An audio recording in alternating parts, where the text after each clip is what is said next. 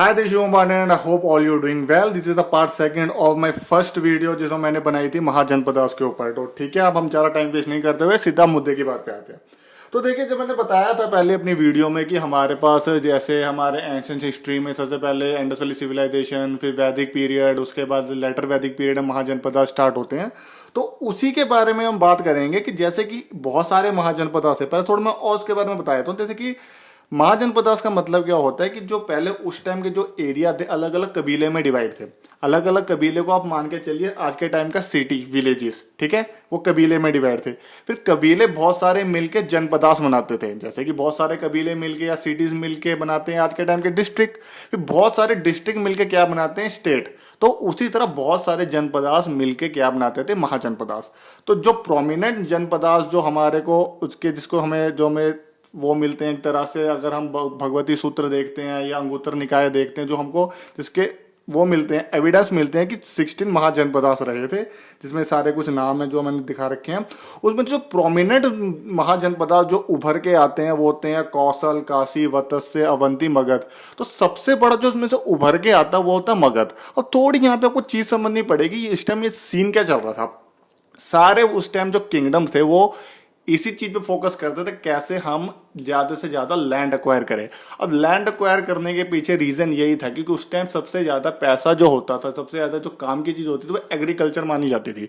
Agriculture से आप tax भी ले सकते हैं, एग्रीकल्चर हो रहा है, आप खाना भी कर सकते हैं आराम से, प्रॉस्पेरिटी खुशहाली से आपका किंगडम रह सकता है। तो जो ये मगध था सबसे बड़ा उभर के क्यों आया, क्या इसके पीछे रीजन रहे, क्या क्या इसके पीछे जो अलग अलग इनके एक तरह से कहे जाए जो इनका एक लकी रहे ये क्या मगध एम्पायर, और किस तरह सबसे बड़ा राइज हो गया आता है, जिसके टाइम आज जो महाजनपदास हम पढ़ते हैं उसको मगध एम्पायर भी क्या क्या पढ़ा जाता है। तो क्यों इसके पीछे हम वो सारी कुछ बात करेंगे, ठीक है। तो थोड़ा बहुत यहाँ पे आप चीज समझ लीजिए, यहाँ पे थोड़ा सा आप देख लीजिए जो हमारा मगध का एरिया आज के टाइम का बिहार है, आसपास जो काशी का एरिया बना रहा है, फिर अंग मल्ल वगैरह, ये सब प्रोमिनेंट थे। उस टाइम के सबसे तगड़े आपस में जूझ रहे थे, एक दूसरे से लड़ाई कर रहे थे। एक दूसरे से लड़ाई करने का रीजन ही ये था कि ज्यादा लैंड एक्वायर की जा सके। आपको मैंने पिछली वीडियो में बताया कि दो तरीके से लैंड एक्वायर हो सकती है, या तो आप मैट्रिमोनियल अलायंस कर लीजिए, किससे शादी कर लीजिए, दहेज में वो आगे आपके पास वो जो लैंड है वो एरिया आ गया, या तो आप उस पर चढ़ाई कर दीजिए, युद्ध कर लीजिए, अलायंस एनेक्स कर लीजिए, उसको अपने उसमें ले लीजिए, ठीक है।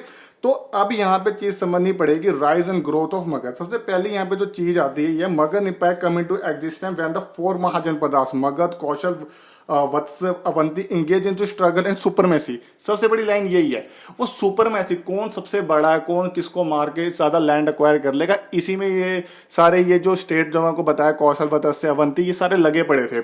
अब ये क्या करते हैं, आपस में एक दूसरे से लड़ते रहते हैं, कौन कभी वो जीत रहा कभी ये जीत रहा, अलग अलग डायनेस्टीज आ रही हैं इसके अंदर। तो ये चीज बस मोस्ट इनका ये था कि कौन किससे ज्यादा पावरफुल है, कौन ज्यादा लैंड एक्वायर कर लेगा, जिसमें सबसे ज्यादा उभर के मगध आता है, और उसके पीछे रीजन हम पढ़ेंगे, ठीक है। तो अब देखिए यहाँ पे थोड़ा सा आपको यही बता देता हूँ, जो मगध का सबसे पहला जो एम्पायर जो सबसे हमें नोन में पता चला है वो उसको कहा जाता है बृहद्रथ डायनेस्टी। बृहद्रथ डायनेस्टी बृहद्रथ नाम के व्यक्ति ने स्टार्ट की थी, और बृहद्रथ का जो बेटा था जिसको जरासंध कहा गया। अब जरासंध ये याद रखिए, जरासंध कौन था, इसको थोड़ी सी आपको मैं लेके चलता हूँ हिस्ट्री में।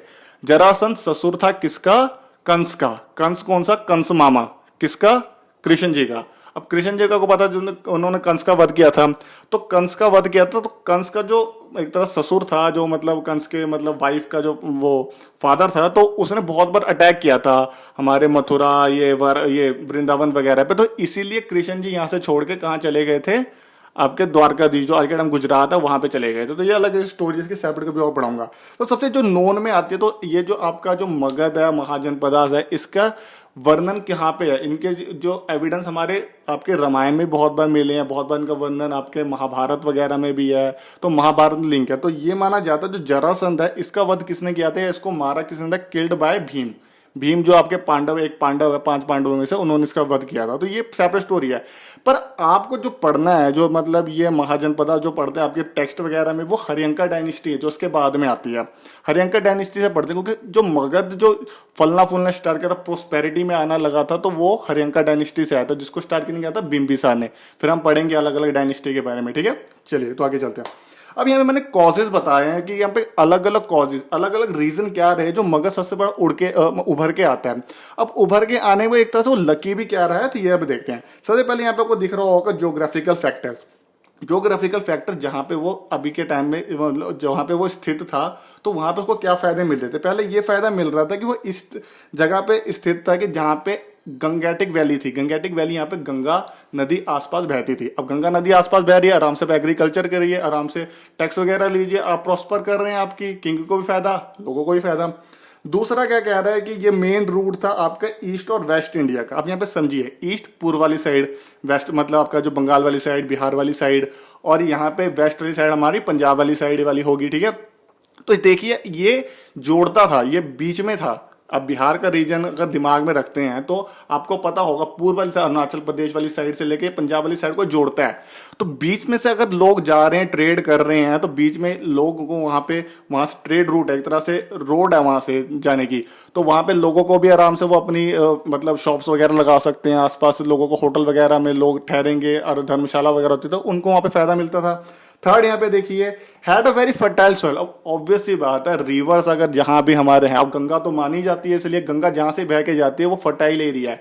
वो तो हमने चलो आज का पेस्टिसाइड्स वगैरह फर्टिलाइजर देके हमने तो खराब कर रखा काम, पर वो शुरू से बहुत फर्टाइल लैंड है। और फर्टाइल लैंड का मतलब क्या है, क्रॉप्स बहुत अच्छी होगी, तो ये चीज है, ठीक है। और वहां पे इनफ रेनफॉल भी होता था। अब रेनफॉल में मैंने थोड़ी सी बड़ी प्यारी सी वीडियो बनाई रखी है, वो भी आप थोड़ी देख लेना मॉनसून के ऊपर। तो इनफ रेनफॉल उन्हें मिलता था, उन्हें पानी की टेंशन नहीं, आराम से भाई इरिगेशन हो रही है उनकी, फायदा ही फायदा। चौथे पॉइंट पे आते हैं। अब मगध यहाँ पे इस तरह से ये मतलब सिचुएटेड था कि मगध उभर के इसलिए आया क्योंकि वहां पे गंगा तो है ही है, उसके बाद गंगा की ट्रिब्यूटरी है सोन रिवर, वो भी वहां से साइड से जा रही है, उसको घेरे हुए हैं। मगध रीजन को 3-4 नदियों ने घेरा, सिर्फ एक नदी नहीं कि एक साइड से हो रही है बाकी तो सूखा पड़ रहा, नहीं, हर जगह से घेरी हुई है। सोन रिवर भी है, फिर एक चंपा रिवर जिसको आज के टाइम में ख्याल से नंदन रिवर कहते हैं, भागलपुर साइड बहती है, ठीक है।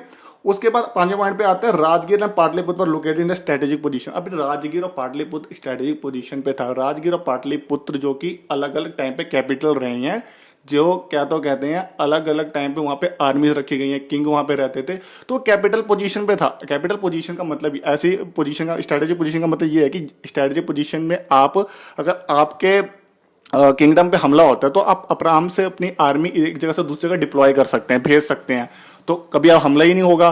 कैपिटल इसी ऐसी जगह पे रखी गई थी, ये राजगीर। राजगीर मैंने पिछले वीडियो में बनाया जिसको गिरिराज भी कहा जाता था, यहाँ जो पहाड़ों से घिरा हुआ था।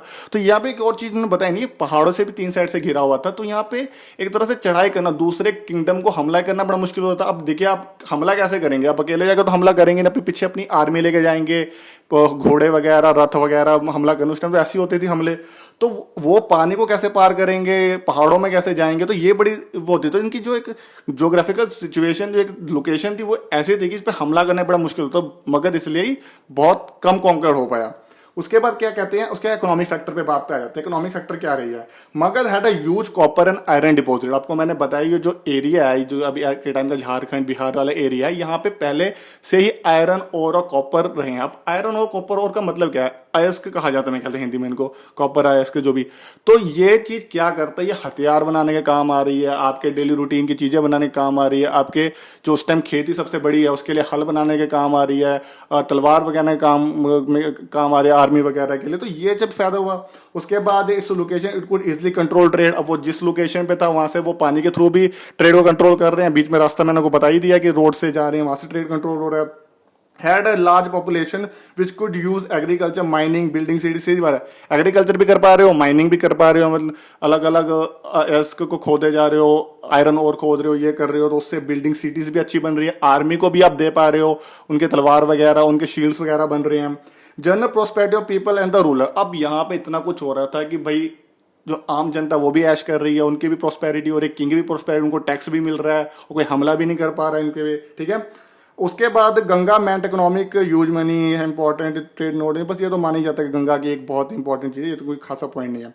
उसके बाद गंगा मेंट ये हो गया। उसके बाद एनेक्सेशन अंग। अब ये चीज याद रखना, मैंने आपको पिछली वीडियो में बनाया था, जो बिंबिसार जो हरियंका डायनेस्टी का फाउंडर होता है वो क्या करता है, अंगा एक महाजनपदा होता है उसको ये एनेक्स कर लेता है, उसको मिला किसमें लेता है, ये मगध में मिला लेता है, ठीक है। तो ये सारे चंपा बहुत important trade with south Asia को ट्रेड करने के लिए, श्रीलंका से ट्रेड करने के लिए चंपा के अच्छा पॉइंट बन गया, तो आगे टाइम में बंगाल भागलपुर वाली साइड, ठीक है।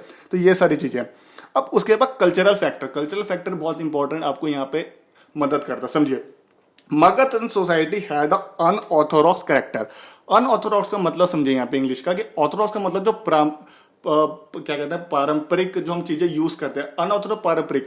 अब पारंपरिक का मतलब क्या होता है? पारंपरिक का मतलब ये होता है पहले एक जगह पे एक ही धर्म के लोग रहते थे, एक ही कास्ट के ज्यादातर लोग रहते थे। यहाँ पे अगर यादव्स हैं तो यादव्स हैं, अगर ये है तो वो है। अब जैसे 4 वर्णास डिवाइड हो गया था, तो ये उसमें एक देखिए थोड़ी चीज भी समझिए, मैं पंडित हूं, मैं ये चीज को मानता हूँ कि ब्राह्मिकल सोसाइटी जो थी, जो ये उन्होंने 4 वर्ण जो हमारे कर्मों पे डिवाइड कर दिया था, कि ब्राह्मण में पैदा हुआ तो ब्राह्मण वो पढ़ाई लिखे का काम करेगा, अगर वो क्षत्रिय है तो लड़ाई का काम करेगा, अगर वो वैश्य में है तो वो व्यापार का ट्रेड का काम करेगा, एंड देन वो शूद्र है तो वो लो ग्रेड का काम करेगा। पर लेकिन उस टाइम इन्होंने क्या कहा था कि जो लोग मतलब उतने तो डोमिनेट नहीं हो पाए, पर लेकिन ये कहा कि जो लोग जिस चीज में क्वालिफाइड है, जिस चीज में उनका मन करता काम करे, जिस चीज में उनकी स्किल है वो कर सकते हैं। यहाँ पे एक तरह से मिक्स देखा गया था। सेकंड पॉइंट बता रहा हूँ Aryan and non Aryan people का, कि जैसे कि हमको बताया ना कि एक जगह पे एक ही तरह के लोग रहते थे, तो ये अनऑर्थोडॉक्स सोसाइटी थे, ये पारंपरिक चीजों को फॉलो नहीं करते थे, ये थोड़ी अनऑर्थोडॉक्स मिक्स कल्चर था यहाँ पे, वो था।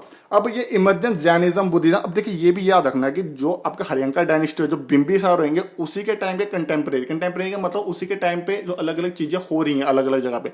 जैसे मैं आज कहूँ कंटेम्प्रेरी का आपको एग्जांपल देना चाहूँ कि अगर जैसे आज विराट कोहली खेल रहा है, तो विराट कोहली के साथ और अलग अलग जगह पे पाकिस्तान में बाबर आजम बहुत अच्छा प्लेयर है, उसी आज के टाइम में ही स्टीव स्मिथ जो ऑस्ट्रेलिया का है, या केन विलियमसन न्यूजीलैंड का, तो कंटेम्प्रेरी मतलब उसी के टाइम में कौन कौन चीजें हो रही है। तो बिंबिसार जो हरियंका डायनेस्टी का बंदा था, उसी के टाइम में जो किंग था, जो फाउंडर है, जो वो उसी के टाइम पे जैनिज्म का भी उदय होता है, बुद्धिज्म का भी उदय होता है, ठीक है। उसके बाद अगली चीज पे आते हैं हम। उसके बाद कहते हैं society was not so much dominated by the Brahmins and many kings of Magadh were low in origin. अब ये भी समझिए कि जो मैंने आपको बताया अभी पीछे कि ब्राह्मण्स कल्चर बहुत फॉलो होता था पहले ब्राह्मण। अब देखिए जब ये मतलब बुद्धिज्म एंड जैनिज्म का उदय होता है, तो ये ब्राह्मण कल्चर को छोड़ देते हैं। ब्राह्मण कल्चर में वही आपको बताया जो अलग अलग वो सिर्फ उनको ही पढ़ने का या उनको ही हायर मतलब क्या कहता है एजुकेशन लेने का राइट्स होता है, जो ब्राह्मण फैमिली से ताल्लुकात रखते हैं, तो ये सब चीज़ों को दबाया गया, इस चीज़ों में थोड़ी कम हुई। उसके बाद पॉलिटिकल फैक्टर जल्दी से देख लेते हैं। Magadh was lucky to have many powerful ambitious ruler. पैसे बिल्कुल सही बात है, मगध सबसे बड़ा उभर के इसलिए आया, मगध के बारे में पढ़ते हैं क्योंकि उसमें इतने अच्छे अच्छे किंग आए हैं जिन्होंने मगध को सिर्फ आगे बढ़ाया, पीछे लेके नहीं गए। मगध की राइज होने का सबसे बड़ा कारण ही है, तो किंग जो थे बहुत अच्छे थे, बड़ा अच्छा उन्होंने फ्लरिश कराया हर चीज, चाहे वो एग्रीकल्चर, चाहे उनका ट्रेड हो, एग्रीकल्चर हो, या उनकी डायनेस्टी हो, सबको फ्लरिश कराया, ठीक है। उसके बाद दे हैड स्ट्रॉन्ग आर्मी, उनके पास बहुत अच्छी स्ट्रॉन्ग आर्मी था। और यहाँ पे एक चीज मैं और प्लस करना चाहूंगा कि ये एलिफेंट का भी यूज करने वाली सबसे पहली वो थी, मतलब डायनेस्टी थी। एलिफेंट का यूज किया, दूसरों को कॉन्कर कर लिया, ठीक है। सेकंड में अगली चीज पे आते हैं अवेलेबिलिटी आयरन एनेबल्ड। ये मैंने को बताया वेपन वगैरह उनके एडवांस थे, कॉपर आयरन का वो यूज करते थे। They were also first king to use elephant army, चलो इन्होंने बता ही दिया था। Major king also develop a good administrative system, very good. तो इन्होंने ये कहा कि भाई बिल्कुल सही बात कही कि ये ऐसे किंग थे, इतने ये मतलब स्किल्ड किंग थे कि अलग अलग आप देखेंगे डायनेस्टी आएगी, बिंबिसार वगैरह, उदयन वगैरह, अजातशत्रु, फिर मौर्य डायनेस्टी इतना अच्छा होगा जिसमें इतना फ्लरिश करेगा, इतनी दूर दूर तक हमारे वो जो मतलब किंगडम है पहुंच जाएगा। तो ये सब चीजें हुई थी। तो बस यहीं पे वीडियो खत्म करते हैं। बस आपको मैं डायनेस्टी बता देता हूँ लास्ट। अब देखिए यहाँ पे अलग अलग डायनेस्टी है, तो मैंने आपको यही बताया कि हरियंका डायनेस्टी मोस्टली पढ़ना स्टार्ट करिए, जो उससे पहले बृहद्रथ डायनेस्टी के बारे में क्वेश्चन कभी नहीं मैंने देखा, कभी ये क्वेश्चन इसके बारे में पूछता नहीं है, क्योंकि ये थोड़ी महाभारत की चीजें हो जाती है। महाभारत आपके उसमें है जनरली, एसएससी रेलवे के उसमें नहीं होता, यूपीएससी में जनरली माना जाता है। तो बृहद्रथ डायनेस्टी बृहद्रथ के नाम के बंदे ने स्टार्ट की थी, तो उसी का बेटा जरासंध था, जरासंध जो कि कंस का ससुर था, और वो जो कृष्ण जी ने जिनका वध किया था कंस मामा का, तो ये था। उसके बाद हरियंका डायनेस्टी में क्या हुआ था, इसी में ही बुद्धा और महावीरा का उदय होता है। फिर शिशुनाग डायनेस्टी होती है, उसको खत्म करके शिशुनाग डायनेस्टी क्या करते हैं, अवंती जो सबसे बड़ा इनका राइवल दुश्मन होता है मगध का, उसको ये जीत लेते हैं। फिर नंदा डायनेस्टी के टाइम में अलेक्जेंडर का उदय होता है, अलेक्जेंडर आता है, पुरस की आर्मी को हराता है, इधर भी आने वाला होता है पर बेचारा आ नहीं पाता, फिर जाते टाइम मलेरिया से मर जाता है। उसके बाद फिर आपका मौर्यन डायनेस्टी होता है, मौर्यन डायनेस्टी तो बहुत इंपॉर्टेंट है, मैं सबसे ज्यादा क्वेश्चन इसी से आते हैं। फिर मौर्यन डायनेस्टी में आपका अशोका के बारे में पढ़ेंगे, चंद्रगुप्त मौर्य, कौटिल्य के बारे में पढ़ेंगे, चाणक्य के बारे में जिनको कौटिल्य कहा जाता है। शिशुनाग डायनेस्टी होते हैं, फिर वो इंडो ग्रीक के बारे में उसमें पढ़ेंगे। कानवा डायनेस्टी उन्होंने मैनी बॉटल फाउंड की थी। तो ठीक है, तो सेकंड वीडियो थी। थर्ड वीडियो मैं यही कहूंगा कि शायद मैं उसमें सारे कुछ खत्म कर दूं इसके बारे में, जो भी मगध के बारे में सारे किंग्स की डायनेस्टी के बारे में बता दूंगा। अगर लंबी बनेगी तो फिर 2 पार्ट में कर लेंगे, ठीक है। Thank you very much.